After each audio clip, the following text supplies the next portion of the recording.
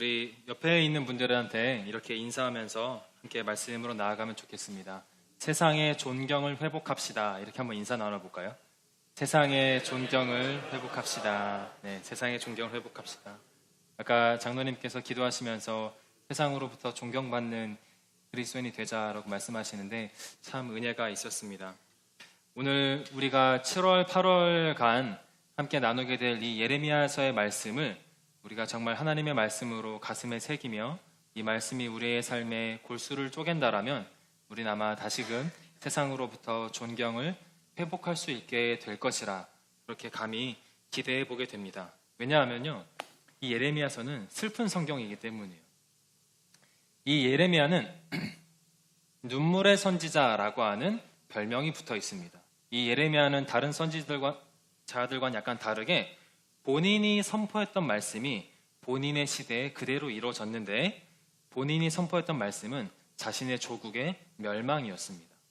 우리 민족이 지금 하나님 앞에 극심한 죄를 저질렀다. 심지어 죄가 죄인 줄조차 깨닫지 못하여 우린 이대로 가다가 망한다. 나의 백성, 나의 사랑하는 조국 이스라엘아, 남유다야, 돌아가자. 하나님께 돌아가자. 지금이라도 돌아가면 우리는 하나님의 용서를 받을 수 있을 것이다 라고 외쳤던 선지자가 예레미야였고, 그리고 그 외침에도 불구하고 백성들이 하나님께 돌아가지 않아 하나님의 심판으로 나라가 멸망할 때 함께 끌려갔던 선지자가 이 비운의 선지자 예레미야였습니다. 그러니 이 예레미야서는요, 되게 코미디 영화와 같은 성경일 수가 없는 거예요. 이 성경의 대부분의 이야기는 왜 하나님의 백성이 하나님께 버림받았는지, 선민사상, 유대인들의 그 지극히 엄청난 프라이드인 그 선민사상을 가지고 있음에도 불구하고 하나님께서 이스라엘을, 예루살렘을 버리셨는지, 오늘 하나님의 백성인 우리들에게는 반면교사로 삼을 수 있는 그러한 성경이 바로 예레미야입니다. 그래서 우리가 이 예레미야를 통하여서 우리의 신앙을 정말 진지하고 바르게 점검하는 반면교사로만 삼는다라면 예상치 못한 우리의 믿음의 생활의 변화와 건강하고 거룩한 신앙의 성장이 있게 될 줄을 믿습니다. 특별히 하나님의 백성이 하나님을 잊어버렸을 때 어떤 모습이 되는지, 어떻게 되는지 오늘 말씀을 통해 생각해 보겠습니다. 하나님의 백성이 하나님을 알지 못한다라고 하는 이 기이한 성경 구절이 표현됩니다. 예레미야 2장 32절인데요. 처녀가 어찌 그의 폐물을 잊겠느냐, 신부가 어찌 그의 예복을 잊겠느냐, 오직 내 백성은 나를 잊었나니 그 날수는 셀 수가 없다. 이렇게 말씀하고 있어요. 하나님의 백성이 그분을 잊고 산 지가 날수를 셀 수 없다고 합니다. 아마도 아주 오랜 시간 동안 하나님을 잊어버리고 살았던 게 이스라엘입니다. 사실 성경을 잘 읽어보면 하나님의 백성이었던 이스라엘은 제대로 하나님을 섬겼던 적이 거의 없습니다. 거의 없어요. 그래서 그냥 생각해 보건대 출애굽 시대를 자주 운운하고 회자하는 이 이스라엘의 역사는 아마도 나머지 대부분의 이스라엘의 역사, 다윗 왕의 시대와 출애굽 시대를 제외하면 하나님과 제대로 관계를 맺고 살았던 적이 없었다라고 우리는 생각해 볼 수 있습니다. 하나님을 별 볼 일 없게 대하며 살았다라는 거예요. 잊어버렸다. 그 관계를 잊고 살았던 이스라엘, 무엇을 잃어버렸을까요? 바로 하나님과의 친밀함을 잃어버렸습니다. 하나님과의 관계를 성경은 아버지와 아들, 부모와 자녀의 관계로 표현합니다. 아주 끈끈한, 아주 돈독한, 심지어 자식이 먹다가 토한 것을 부모가 먹을지언정 그렇게 끈끈하고 친밀한 관계는 세상에 없죠. 그와 마찬가지로 성경은 하나님과 성도의 관계를 부모와 자녀의 관계 또는 신랑과 신부의 관계로 묘사합니다.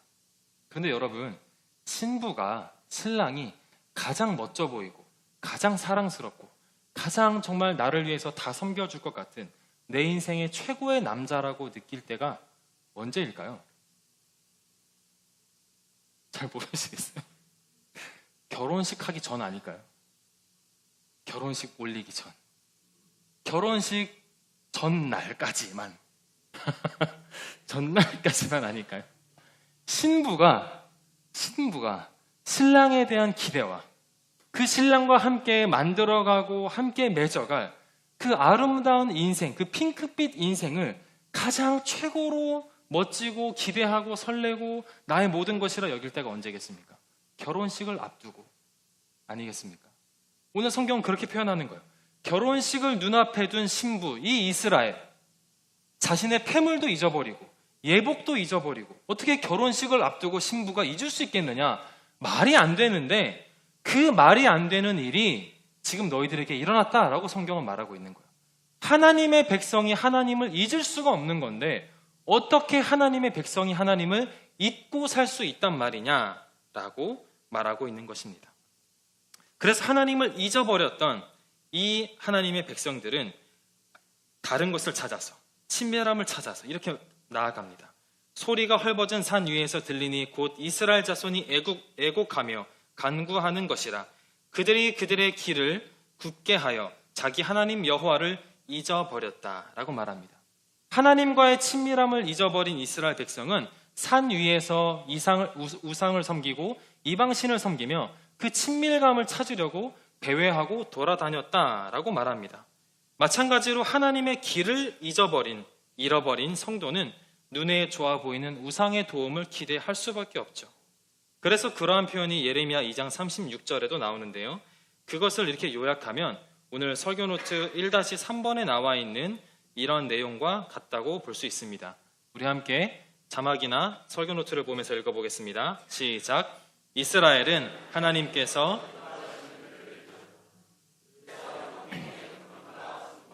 생활 양식을 잃었다라는 것입니다. 하나님을 잊었습니다.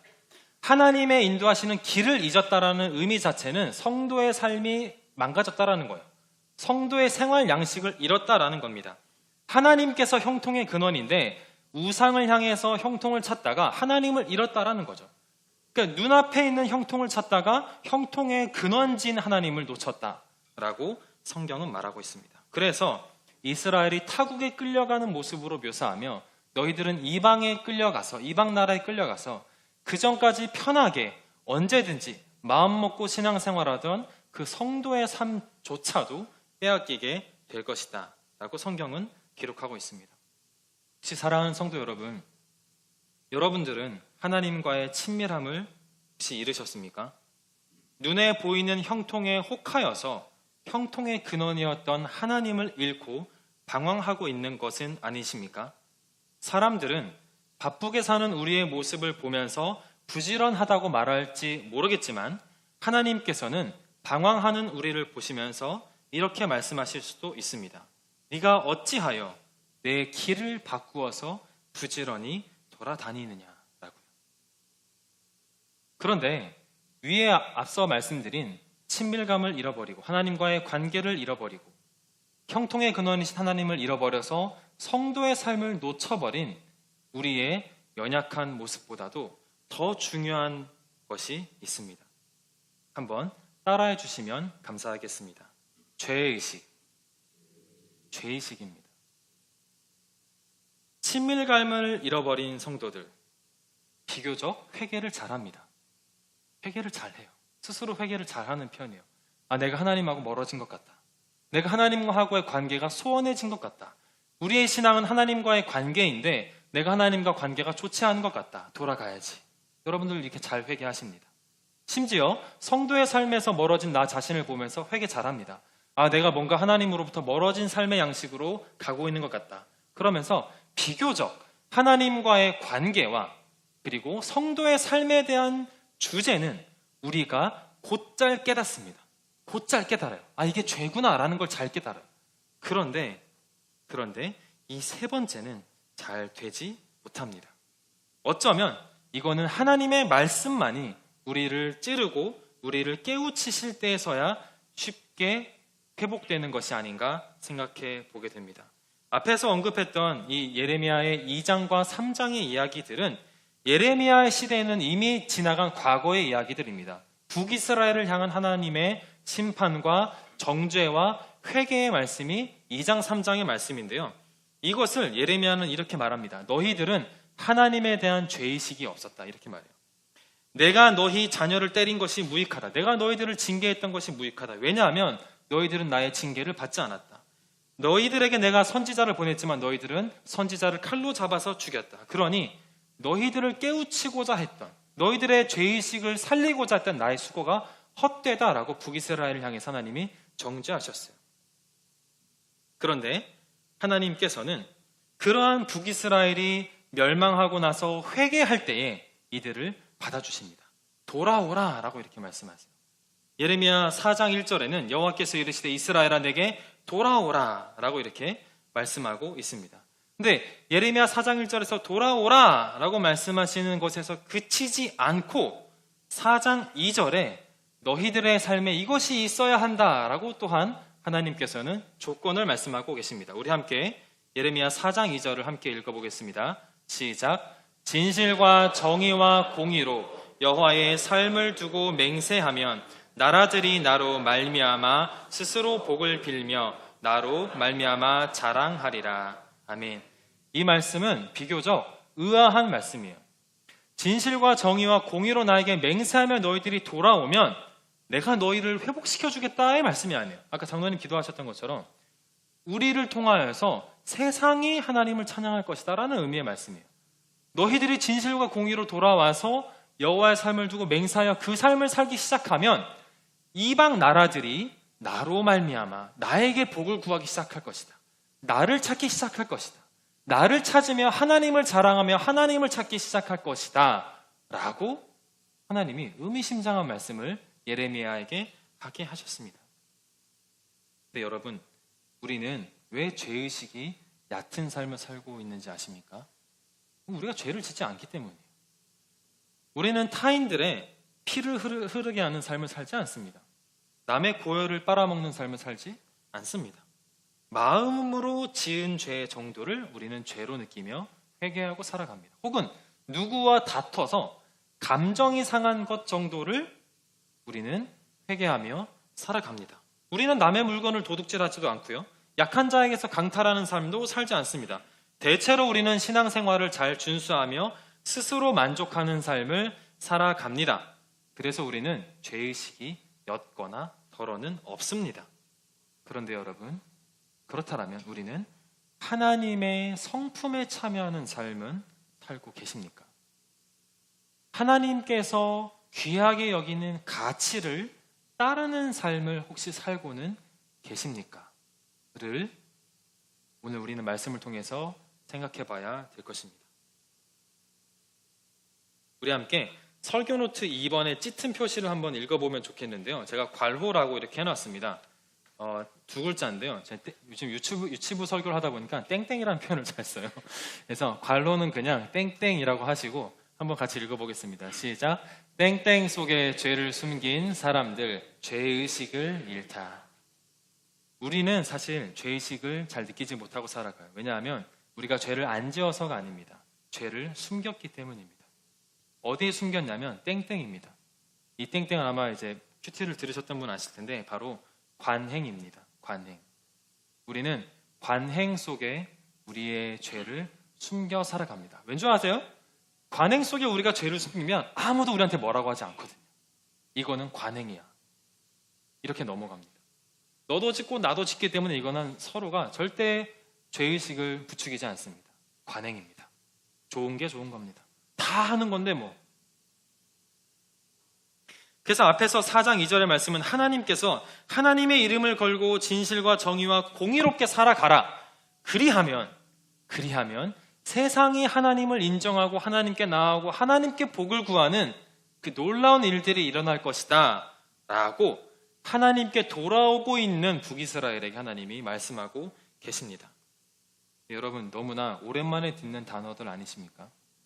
우리가 언제 공이라는 단어를 입에 오르락 내리락 하며 살았을까요? 우리가 언제 진실이라는 말을 표현하면서 살았을까요? 우리가 언제 정의다라고 하는 말을 우리가 언제 표현해 본지 기억나십니까? 사실 나이가 들어가면서 우리는 진실과 공의와 정의가 참 멀어진 삶을 살고 있습니다. 이건 이제는 시민단체의 성명문에나 들어있는 단어가 되었어요. 정치인들이 거짓말하는 허울뿐인 공약에나 들어있는 표현들이 되었습니다. 노동자의 시위 현장이나 책 속에 있는 단어가 되었고 우리의 자녀들에게 어린아이들에게 덕담할 때나 사용하는 단어로 전락해버렸습니다. 하나님의 가치가요. 하나님께서 가장 귀하게 여기는 이 가치들이 이제는 그런 전유물로 전락해버렸습니다. 그 이유가 관행이 그 자리를 꿰차고 들어왔기 때문입니다. 진리와 정의와 공의의 자리가 밀려나고 그곳에 우리의 삶에는 관행이 들어왔습니다. 이것을 잘 알려주는 요즘에 벌어졌던 안타까운 사고가 있죠. 사건이라고 해야 될까요? 사고라고 할까요? 영상 함께 잠깐 봐보겠습니다.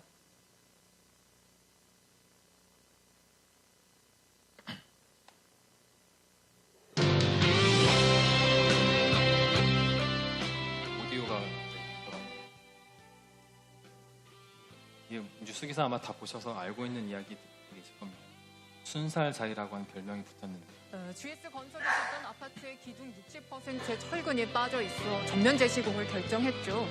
그런데 철근이 빠진 일명 순살 아파트, 여기뿐만이 아닙니다. 철근을 빼돌려 뒷돈을 챙기는 게 오랜 관행이었습니다. 내가 살고 있는 집이 무너지지 않는 게 다행이란 생각이 들 정도입니다. 전민영 기자가 현장 취재했습니다. 건물의 뼈대가 되는 철근입니다. 최근 인천 검단 아파트가 무너지면서 철근 누락 문제가 지적이 되고 있는데 과연 검단 아파트만의 문제였을까요? 현장으로 가보겠습니다. 경기 이천의 아파트 공사 현장. 지난 3월 이천시는 이곳 작업자로부터 제보를 받았습니다. 설계와 다르게 공사 과정에서 철근이 대량으로 빠졌다는 내용이었습니다. 이천시가 조사에 착수하자 시공사도 철근 일부 누락을 인정했습니다. 일부 누락된 부분이 있을 수도 있다고 얘기를 하더라고요. 같은 경우를 했었고 동양과 같이 안 돼 있는 부분이 일부 있지만 구조적으로는 문제 없다. 당장 안전에 문제 없다지만 입주민들은 철근이 제대로 들어갔는지 확인시켜달라 불안하다며 반발하고 있습니다. 수도권의 한 오피스텔 공사 현장. 이곳에선 철근을 덜 넣는 것뿐만 아니라 아예 빼돌려 되팔고 있다는 주장도 나옵니다. 시공사 관계자가 작업자들에게 멀쩡한 철근을 잘라 팔라고 지시했고 네,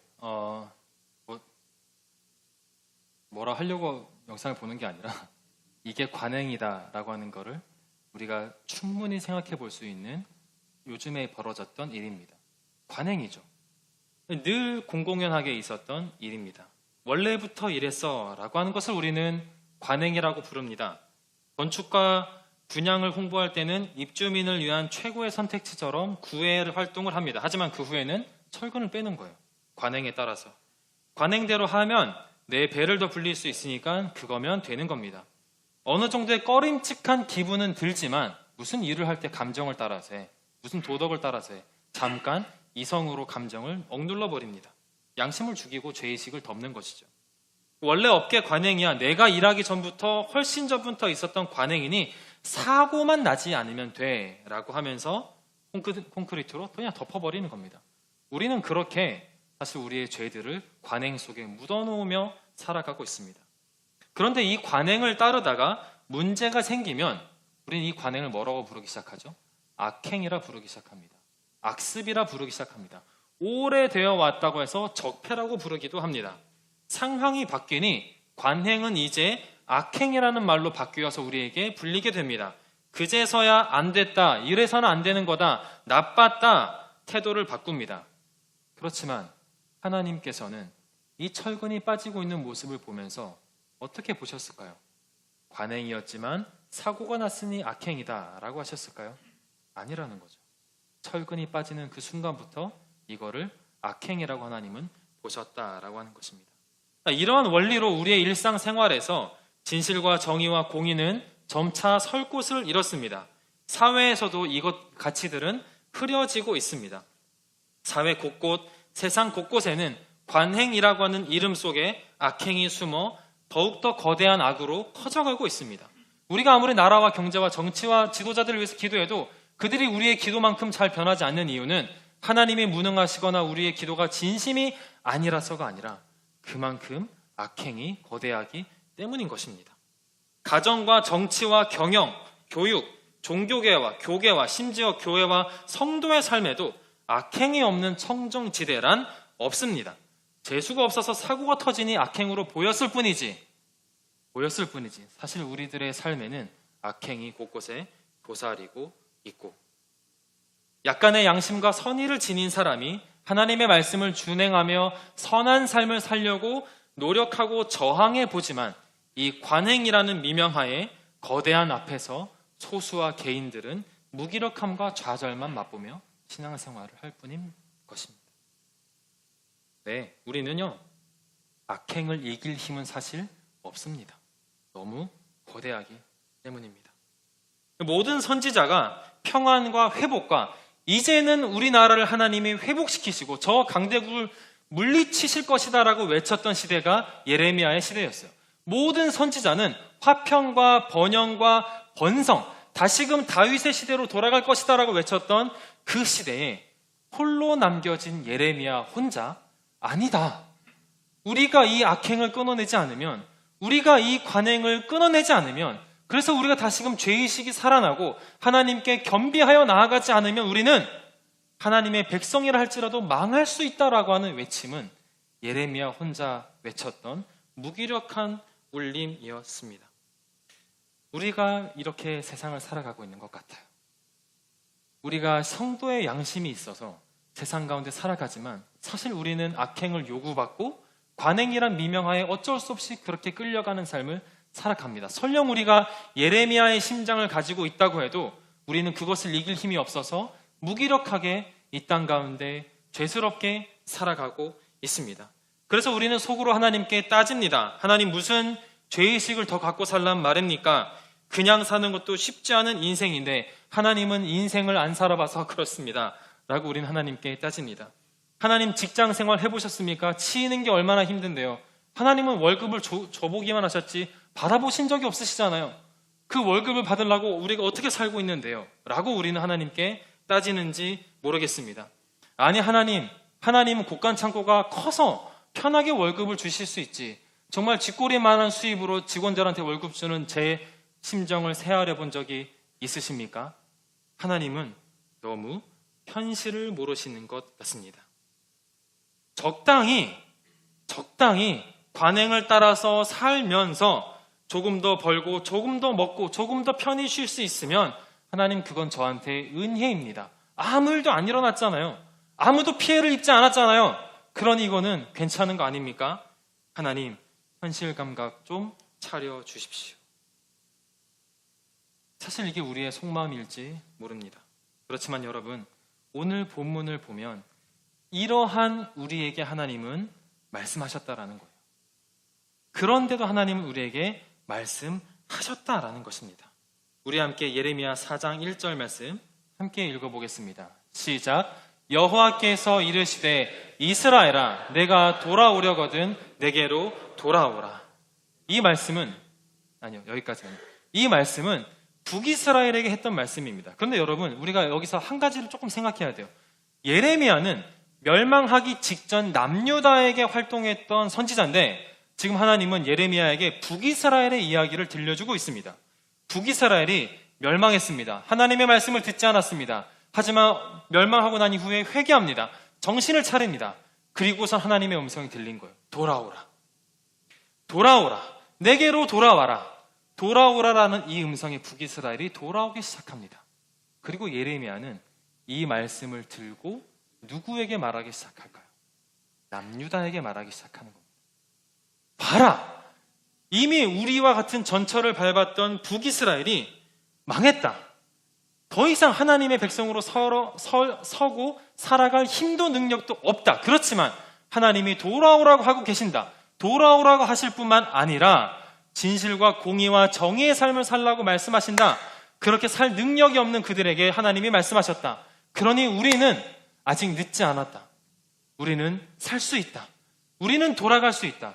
그래서 4장 4절 말씀에는 마음의 할례를 받으면 우리는 돌아갈 수 있다. 이렇게 말씀하고 있습니다.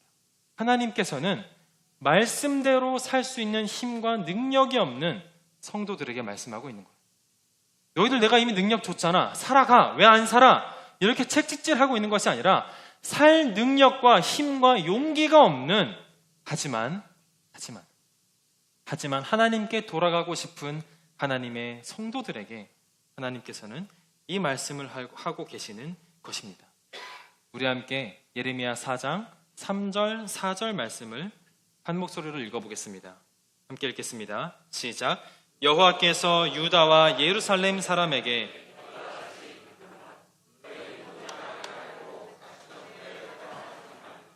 유다인과 예루살렘 주민들아, 너희는 스스로 할례를 행하여 너희 마음 가죽을 베고 나 여호와께 속하라.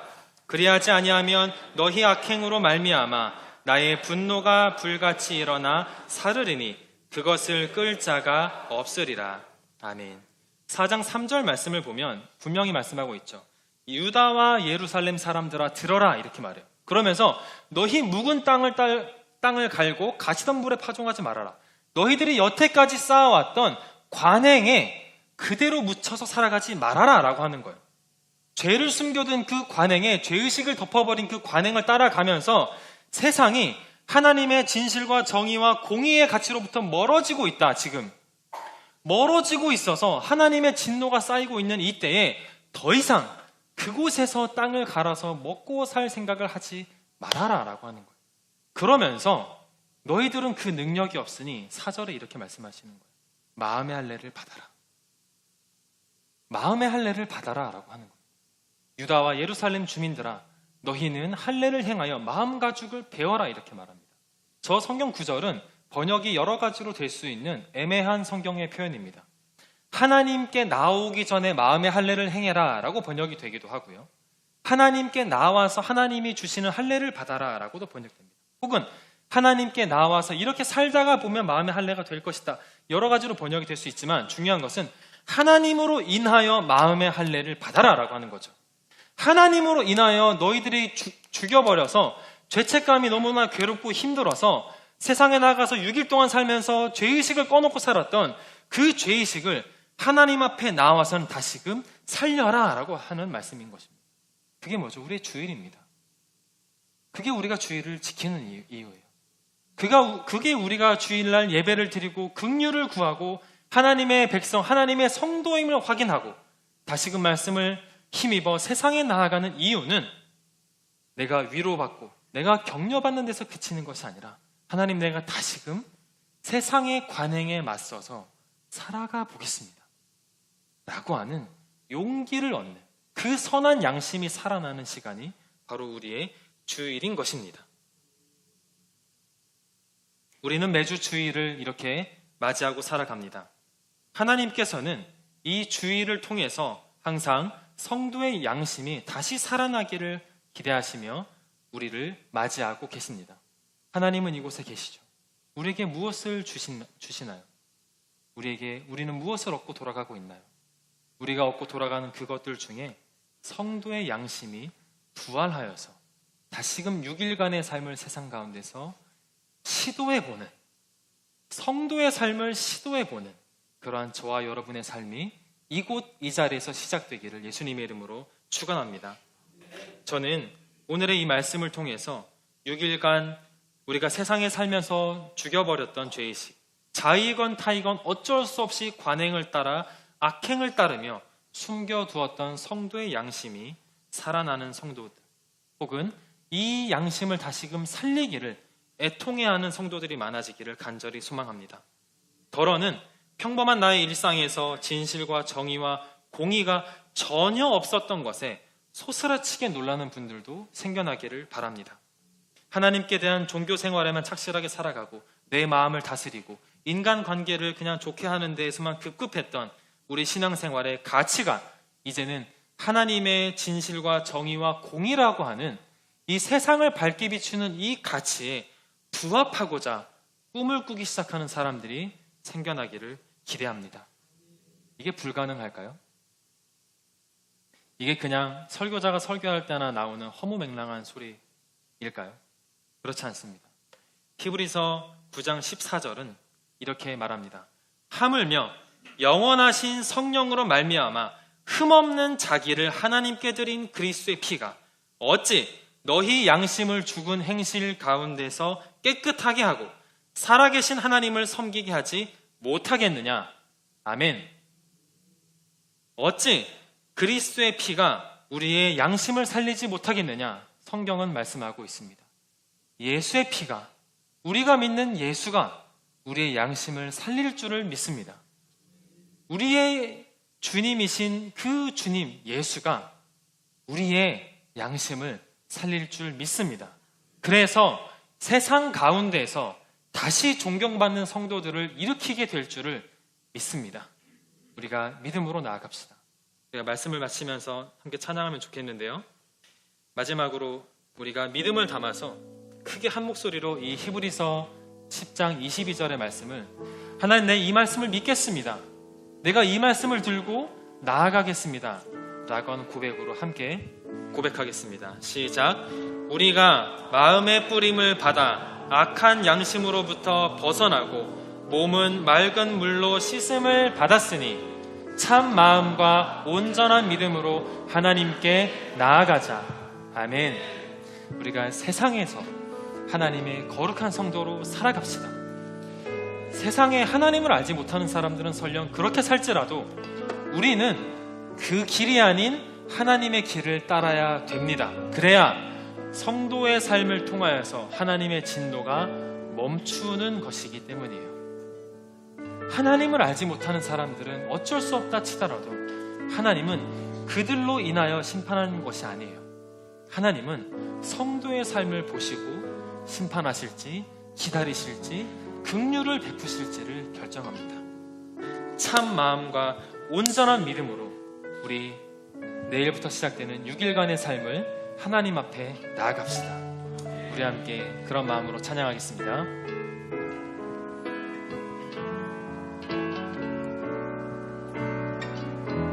조금만 빠르게 찬양할게요. 주여, 우린 연약합니다. 우린 오늘을 힘겨워합니다. 주 뜻 이루며 살기에 부족합니다. 우린 연약합니다. 주여, 우린 넘어집니다. 주여, 우린 넘어집니다. 오늘 하루 또 실수합니다. 주의 긍휼을 구하는 죄인입니다. 우리 주만 바라보고 우리 한 번 더 고백합시다. 주여, 우린 연약합니다. 주여, 우린 연약한 우리에게 하나님이 우리를 부르시는 줄 믿습니다. 우리 오늘을 힘겨워합니다.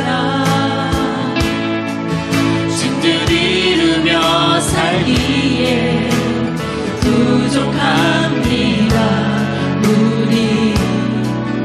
우린 연약합니다. 그래서 주여, 우린 넘어집니다. 주여, 우린 넘어집니다. 오늘 하루 또 실수합니다.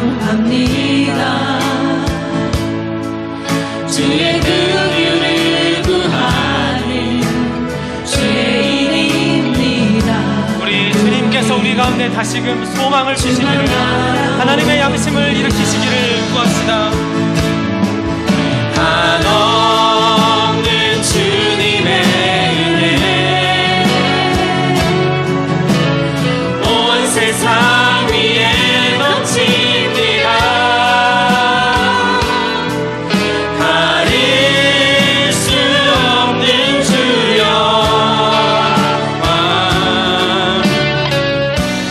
온 땅 위에 충만하니